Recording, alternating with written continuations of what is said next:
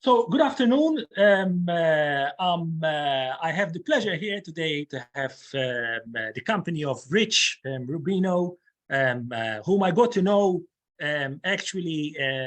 some time ago by buying his book, which I can show here to this audience here. This is the book, and we have the author here who's just published an update of this book. And more. And Rich, welcome to this interview. Thank you so much. Thank you so much. This is going to be very exciting, I think. That's great. So we agreed basically to do a bit of an update on the situation at the moment. We just had a few things happening in the US. 2024, we have the election. April 25, President Biden announced that he will be running again for president. Rich, what do you think? So he is already, President Biden is already the oldest in office. Reagan left at 77 after 2 terms. Biden is still in his first term and he's 80. Is age, do you reckon age will be an issue? Yes, absolutely. It will not be the foremost issue for people. Generally, we're at a time where so divisive in American politics. In the general election, assuming Biden is the nominee, people vote based on party affiliation and ideology, and for that matter, personality. More so, it's more secondary or tertiary, the age issue. Now Joe Biden's age will certainly be an issue, but you got to remember there are very few voters that are actually kind of in the center that are persuadable. It's literally about 10% now. In the last election, Donald Trump garnered 94% of Republican voters. Joe Biden, contrary-wise, 94% of Democratic voters. You could literally have just about any standard bearer, milquetoast Democrat, milquetoast Republican, and they'll probably do about the same. And we're in such a divided country right now that really there are very few actual landslides. We're that divided right now. But it's interesting because Joe Biden himself is not particularly popular. First of all, in the country, his job approval rating is hovering right around 40%. But in the Democratic Party, remember, in the last election in 2020, he was not the base candidate in the primary. The liberal intelligentsia were either with Bernie Sanders, who is a current senator from Vermont, or Elizabeth Warren, a senator from Massachusetts. So how did Joe Biden win the nomination in the first place? Well, first of all, the infrastructure of the Democratic Party kind of chose him in many respects because they thought he was electable. So Joe Biden loses miserably in Iowa. Iowa, the caucuses are the first essentially presidential contest, goes to New Hampshire, loses abhorrently in New Hampshire. The day of the New Hampshire primary, candidates generally, they're at hotels in New Hampshire, and they basically, they give a speech after no matter how well they did. Joe Biden didn't even deliver that speech. He delivered it to his supporters from South Carolina. He went after coming in 6th place in New Hampshire. He goes down to South Carolina, gives a quick speech, and basically knows that South Carolina is essentially the last chance for him. He goes to South Carolina, the next primary, gets the endorsement of Jim Clyburn, the whip, the number 3 man in the Democratic Party in the House of Representatives, very popular with the African-American community in South Carolina. James Clyburn endorses him. The African-American community really galvanizes for Joe Biden. Joe Biden wins South Carolina. And then after that, essentially, the argument is that Joe Biden can win over particularly white working class voters in places like Wisconsin and Ohio, because polls were showing that more so than other candidates. He was seen as somewhat of a working class centrist Democrat. So eventually he wins the nomination, but he's still not the favorite candidate of most Democrats. He wins the nomination. Democrats galvanize to him because they don't like Donald Trump. And we're seeing the same situation this time around. Usually a president who has a job approval rating under 50%, there's a major primary challenger. You go back, Lyndon Johnson, Eugene McCarthy challenged him, came within 6 points of winning the New Hampshire primary. Lyndon Johnson then drops out of the race. There was actually a poll showing Lyndon Johnson would have lost Wisconsin to Eugene McCarthy. 1976, Gerald Ford, and Republican president, has Ronald Reagan, the former governor of California, challenging him. Ford ekes out a very narrow victory. Then he loses in the general election. Jimmy Carter in 1980 with Ted Kennedy and Jerry Brown. And then in 1992, George H.W. Bush had a challenge from Pat Buchanan, and he ended up losing in the general election. Joe Biden has the advantage this time. The party has really galvanized toward him. The only challenges he have is Marianne Williamson, a self-help author who ran last time, who basically was just a blip on the screen, and Robert Kennedy Jr., who is running, but a lot of his support is essentially coming from the right because he's very much against vaccine mandates, for example. But nobody really expects either of these two candidates to actually formidable challenge, and Joe Biden certainly will not debate either of them. So Joe Biden actually has a pretty good standing in terms of the Democratic Party. They want somebody who can defeat Donald Trump, and no matter who the Democrat is, they will support him. Now, Joe Biden has actually given a lot to the left, which I think the left was kind of surprised at because Biden was never really a creature of the left. He was part of, for example, the Democratic Leadership Council, which was formed in part with Bill Clinton and other Democrats to move the party to the center.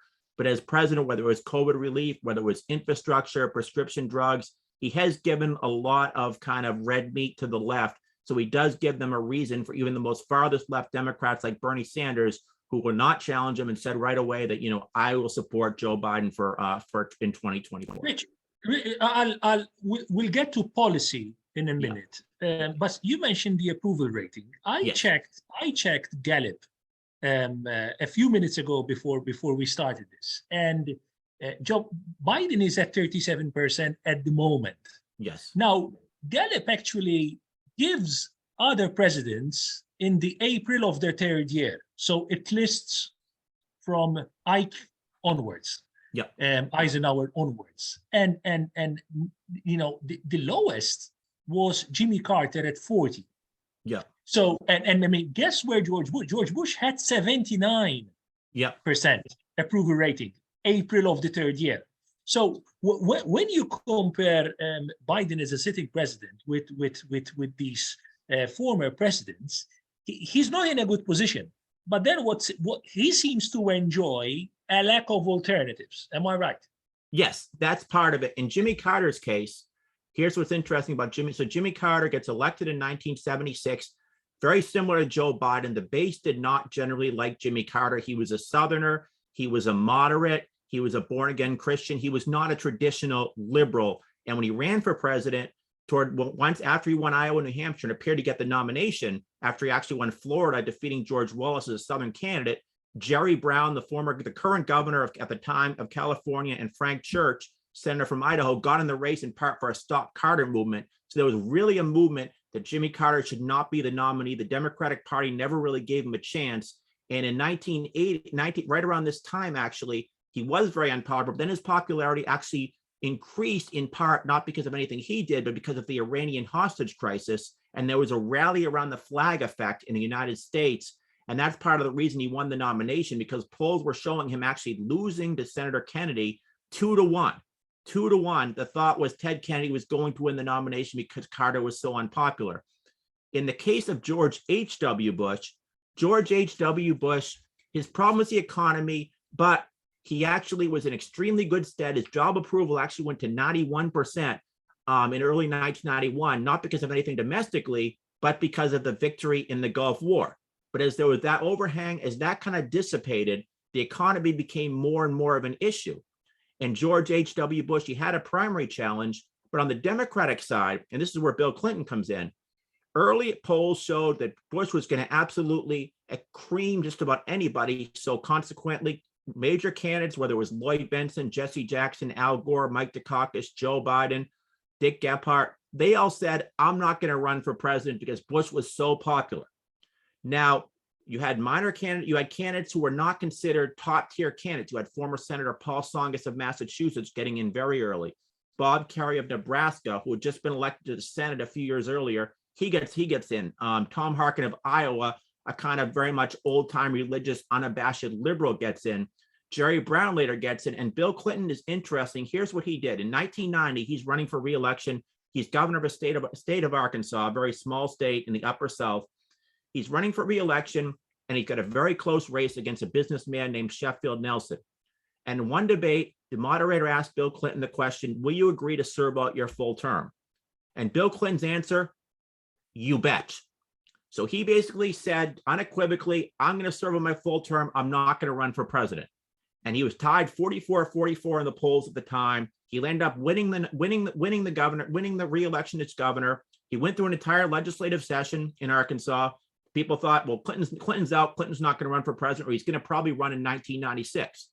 Then the polls started to show, as the economy became an overbearing issue and really started to surpass foreign policy, Bush's job approval went down to 50, 45, and sometimes 39%.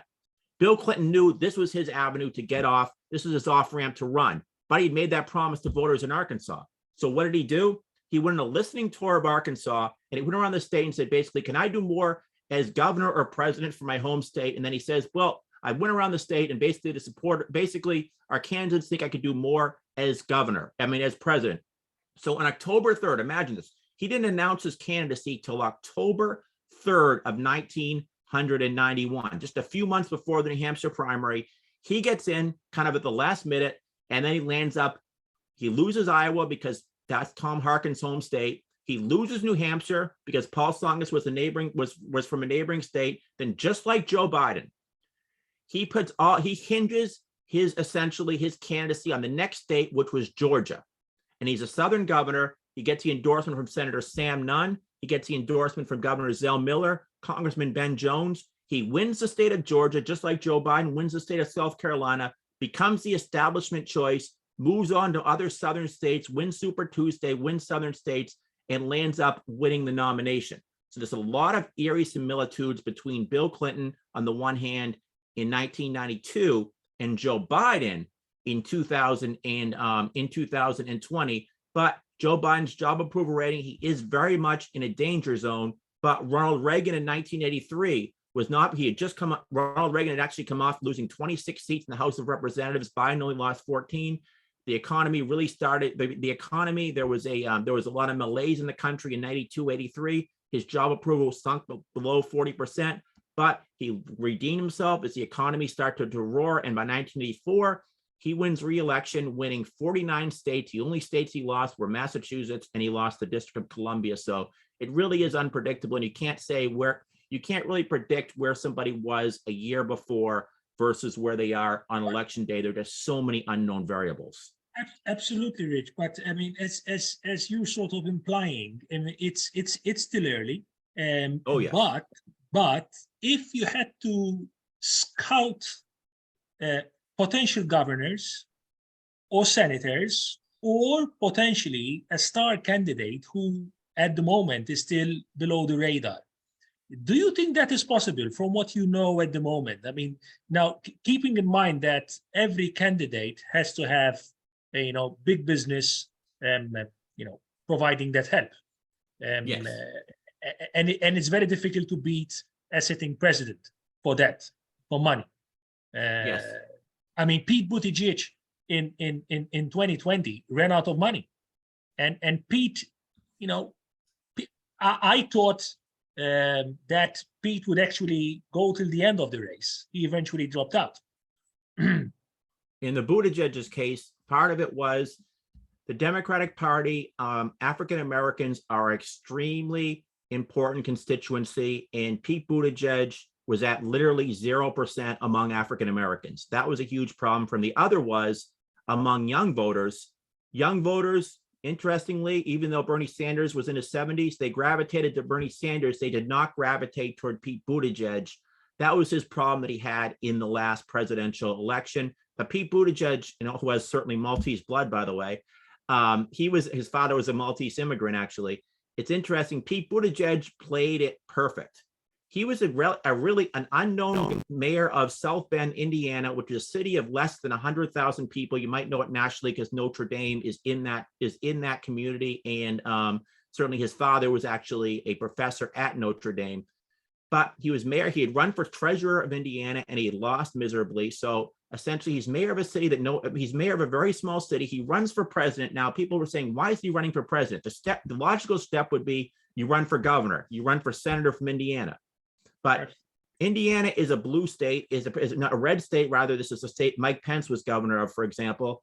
And it's very hard for a Democrat to get elected governor of Indiana, never mind one that's left of center, unless you're a conservative like Evan Bayh. But Evan Bayh eventually ended up losing when he tried to run for Senate. You had Frank O'Bannon. So you had some conservative Democrats running for governor, but it's very hard to run in a red state. So he knew the only way he's going to become president is if he goes national expeditiously. So he runs for president. He's seen as kind of a fringe candidate, but he does relatively well in a few of the debates. He starts to move up. And he got to the point where Joe Biden was actually ended up picking him as transportation secretary. So now, 4 years down the road, he would probably be the preponderant front runner, at least one of the early front runners for 2026. So he really played it right, because if he ran for governor of Indiana, he knows he couldn't run treasurer. He probably could not have won there. So I think he knows that. Now, in terms of the Democratic Party, I think anybody other than someone like, Marianne Williamson, Robert F. Kennedy Jr., they're not elected officials, so they don't really have a future in the Democratic Party.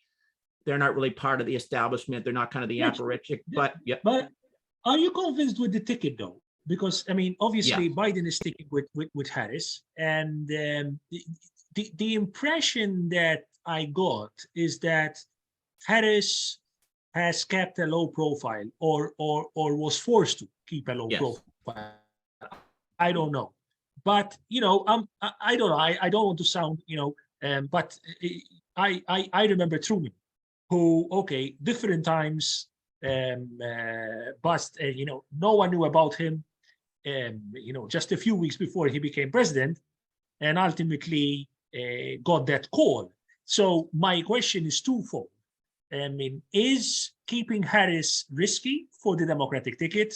And secondly, if she stays on, do you think that Harris could actually end up becoming president? Yeah, first of all, I think that in terms of Harris, if Joe Biden were to drop Kamala Harris, it would be seen, and I think that it would be seen essentially, people would say, well, why did you choose her in the first place? And that would be seen as a mistake or a faux pas on the part of Joe Biden.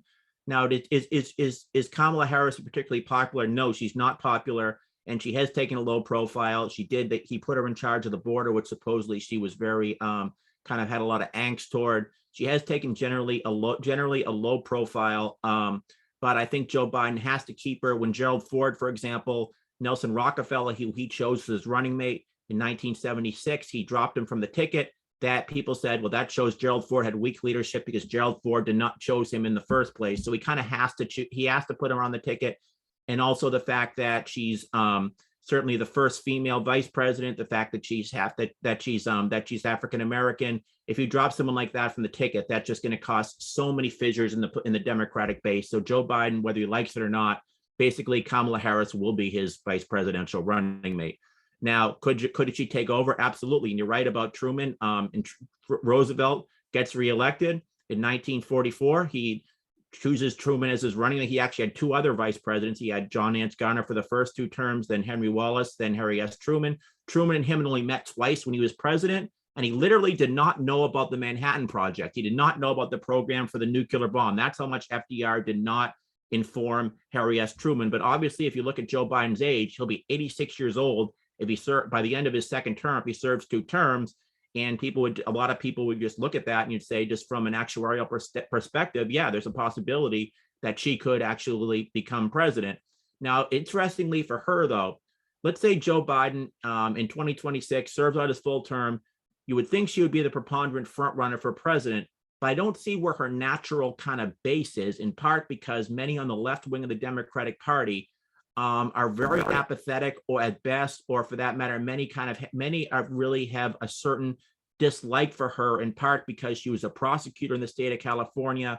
There are marijuana convictions. There are a lot of things that really galvanize the left wing into the Democratic Party, the left wing bloodline against her.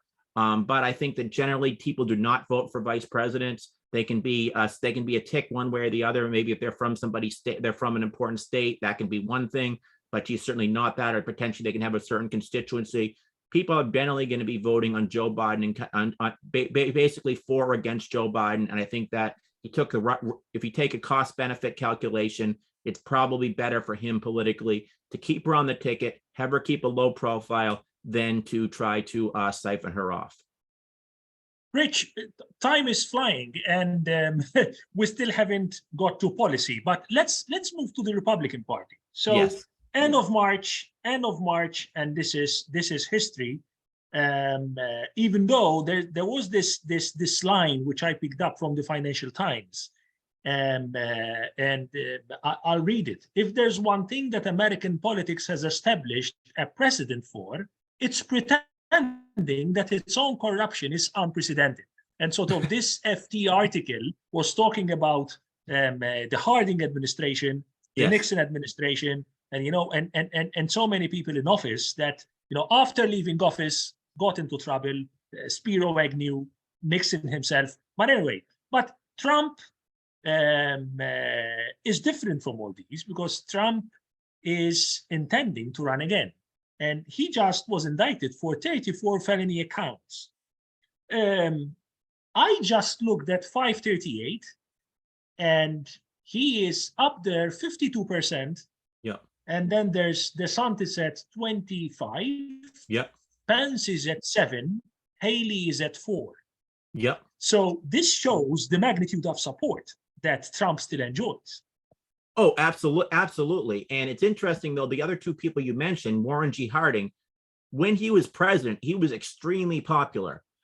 He won election when 1920 as a senator from Ohio. He beat James Cox. He won 60% of the vote, absolute electoral landslide. The Teapot Dome scandal, which certainly has deleterious effects on his legacy, didn't really proliferate until after he left office. In the case of Nixon, Nixon was extremely popular in his first term, won 49 states. In 1972, the only state he lost was Massachusetts. I think I said before that Reagan actually won Massachusetts. It was Minnesota that he lost. Then Watergate, his second term became a disaster, and he eventually landed up resigning. In Donald Trump's case, within the core constituency of the Republican Party, there is no God but Donald Trump. I mean, really, I've never seen somebody really take a hold over a certain constituency of the Republican Party. And it's fascinating how he did this because his ideology is different than the Republican Party from every president, from Eisenhower through George W. Bush. And for that matter, John McCain, Mitt Romney, any other Republican nominee. Other former past presidents were very much interventionist on foreign policy, for example. Trump said the Iraq war was a huge mistake. He said 1 million people died. He said Afghanistan was a mistake. Free trade, the Republican Party had always been the party of free trade. He changes that. He's an economic nationalist who supports protective tariffs. Immigration, the party always said we need to increase the visas for legal immigrants. Trump comes in and says, no, not only do we need to curtail we certainly need to get rid of illegal immigration, but also curtail legal immigration. So he basically took a lot of Pat Buchanan's 1992 platform and actually made it the Republican Party platform. And now anybody who's kind of supports the status quo ante, the status quo before Donald Trump, is now seen as an apostate or a rhino or Republican in name only. But he is really, I mean, you hear the term cult figure a lot. I don't know if I'd go that far necessarily, but there are people that would actually die on the sword for Donald Trump. Is that the majority of the Republican Party? No, I don't think so. I think that last time around, he won a plurality of voters. He didn't even win a majority of any state in the primaries till his home state of New York. But as long as there's 40% of the party that will absolutely die for Donald Trump, and that's all you need in all these other states, and let all the other candidates, trying to siphon off, trying to get that 20, 21, 22%. Now, the best case scenario for anybody who's against Donald Trump, who wants anybody but Trump in the Republican primary, is everybody else drops out and they all essentially galvanize toward one candidate. But that's not going to happen. Egos are obviously taken into account. And certainly Ron DeSantis is one, Tim Scott, Nikki Haley, and a litany of other candidates are running. And all they have to do is, Donald Trump's at 40%. Everyone else takes another 60%. Donald Trump wins the nomination. And that's how he did it last time. Rich, correct me if I am wrong, but we have a few people who announced that they shall be running. So I have Larry Elder, California, right? I have Asa Hutchinson, Arkansas. Yep. Nikki Haley, South Carolina. And there's this biotech mogul, Vivek Ramaswamy from Ohio. Is that right? Yes. I mean, is he running? Yes, he is. And he's actually doing a lot better than people would think. He's a tech entrepreneur that very few people had actually heard of. And he's been making a lot of media appearances. He talks about the idea of being against the idea of woke. He's only 36 years old. He's worth about $600 million, and he's actually at about 4 or 5%. So he's actually very much seen almost as a major candidate, and he's doing better than some governors. For example, you mentioned Asa Hutchinson. Asa Hutchinson is interesting. He's a former congressman from Northwest Arkansas. He was a former, actually, he used to be a prosecutor, by the way. And when he was a prosecutor, he actually was in charge of indicting and convicting Roger Clinton, who was the brother of then Governor Bill Clinton of Arkansas. And Bill Clinton, in his autobiography, My Life, actually says that he thinks that in many respects, Asa Hutchinson may have saved Roger Clinton's life, because essentially Roger Clinton eventually became clean, but they actually had a relatively cordial relationship. He became governor of Arkansas. He served 2 terms as governor of Arkansas. He's no longer the governor of Arkansas, so he has enough time to spend all of his time running for president now. But he's at about 1%. And he's somebody who basically says the Republican Party needs to move beyond Trump. I don't necessarily see where his kind of natural constituency will be there. Larry Elder is a talk show host who ran for governor of California during the recall election against Gavin Newsom last time. Didn't even come close. I think he's probably doing it more to promote his brand and certainly to promote his talk show and get more television appearances. But I don't see him as somebody who would actually be a major candidate. Nikki Haley's interest. Yep.